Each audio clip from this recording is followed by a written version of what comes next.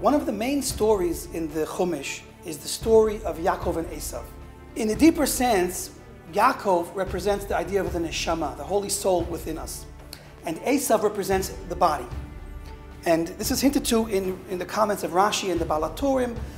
He talks about the two of them battling for this world, which is a physical world where you have physical life, and the next world where the soul lives. Also a battle between the evil inclination and the good inclination. There's a concept of a Yetzer Hara and a Yetzer Tov, this idea of the holy soul within battling the, so to speak, the animal potential within. And so every Jew has within him this dichotomy, the two opposites within, the physical drive and the spiritual drive. And that's the battle. When one is thriving, the other one is failing. When the other one is up on top, the other one is down.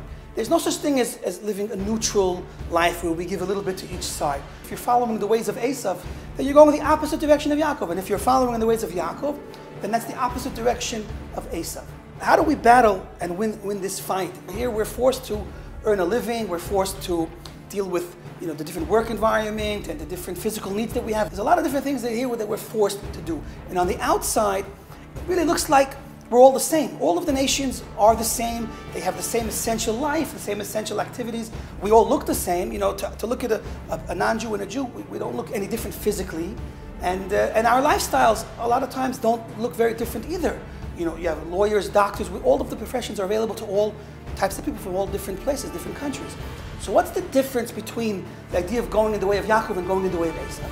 We are a unique nation in the land, in the world. Goy echad ba'aretz, a unique nation, specifically it mentions in the earth, in the land, in the world.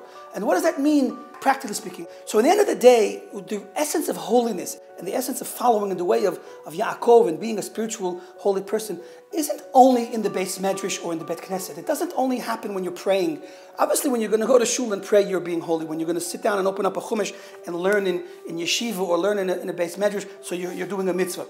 The real essence of the Jewish Kedusha, the holiness of Am Yisrael, happens when you leave the shul, when you leave the Beis Medrash, when you go out into the world. Then what do? If you leave your books and your tefillin and your siddur in the Bet Knesset and you go out and you become no different than everybody else, so then that's not being holy. That's not following in the true ways of Yaakov, the true ways of sanctity. For example, when you do business, how do you do business?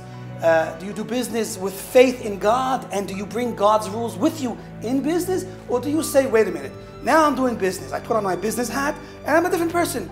Now business is cutthroat. It's a dog-eat-dog world. If I don't take care of myself, then I'll be lacking in the end. Or do I understand that God is also here with me in my business endeavors, and I have to follow the same rules and the same standards that I learned in the books when I'm in business? You're making a business deal. You can justify taking advantage of the person. There's legal excuses. Your lawyer will tell you what you're doing is absolutely legal.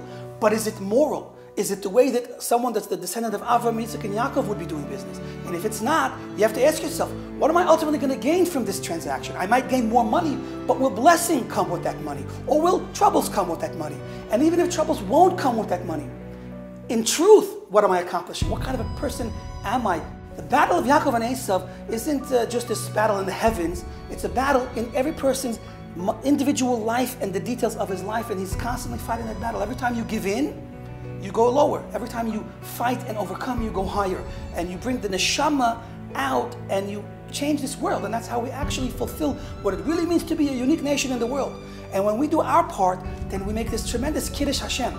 The people look around and say, wow, that person was so nice. He was busy, he was in a rush, but he took the time to notice that other person that needed help.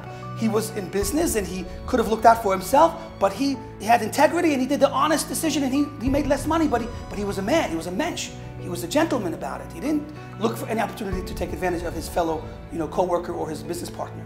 And that's the main lesson that we want to learn. The practical lesson in our day-to-day life is how to be like Yaakov and how to win this battle against the Yetzer Hara, and of course the idea of the pursuit of only the physical is to maintain that integrity in the crunch times in our life.